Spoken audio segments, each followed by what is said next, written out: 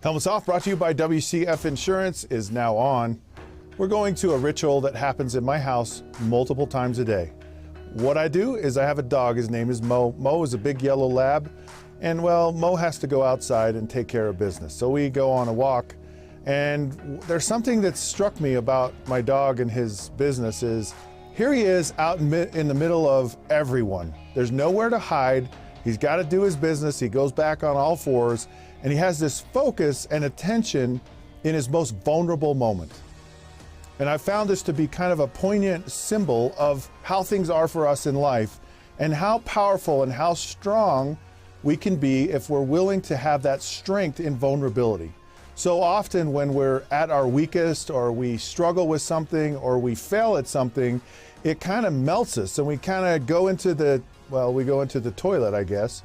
And it's really such a powerful thing if we can learn how to have this strength in vulnerability. If you see anyone in life who's succeeded, they've all failed. I mean, think about it.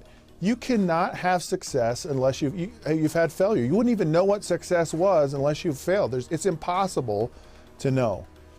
I love some of the greatest examples I've had in my life of people who understand this concept and have really embraced it and have excelled because they've struggled and they've had vulnerability and they've found strength from it. One of the great examples, of course, is Babe Ruth. Babe Ruth was one of the all-time greatest baseball players in Major League history. Incredible. He hit more home runs for years and years in an era when the baseball actually wasn't what they call live today. It was a little bit mushy. But Babe Ruth struck out more than anybody.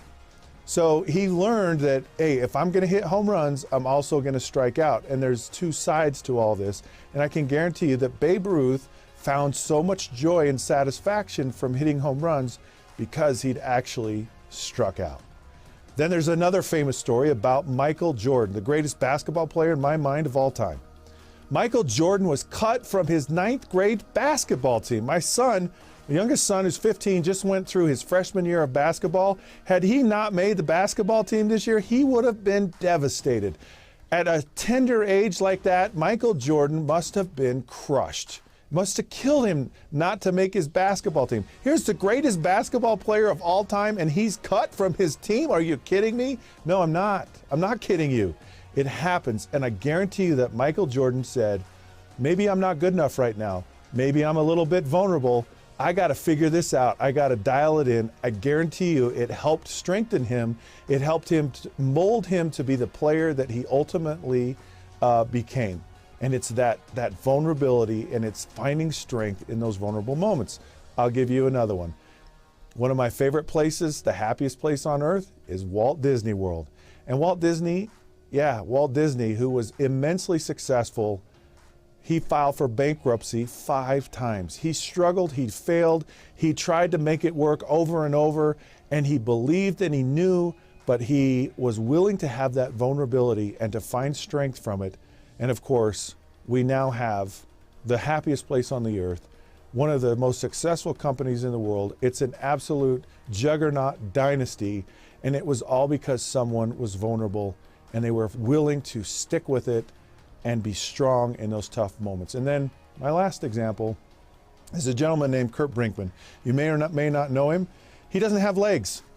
He was as tall as I was. He was this great athlete growing up on a potato farm in Idaho, decided to climb a power line, got zapped, electrocuted, and lost both of his legs. And he had a struggle just to survive, and he questioned whether he really even wanted to live.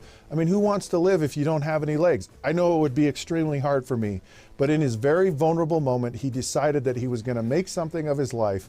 He had a family, he had children, and he was very successful, and he became a winner of the Boston Marathon in the wheelchair division. He was so good at it that he actually had the fastest time. He even beat the fastest runners, which had never happened to that point. And so here's Curt Brinkman, who just said, vulnerability is my strength, it's my weapon, and we need to embrace and celebrate when we struggle, because it's so powerful and can bring about so much success in our life. All right, Helmets Off is now off. Text Helmets to 65537. Go to the social sites and like us. Get on your smartphone, dial us in. Until then, we'll catch you soon.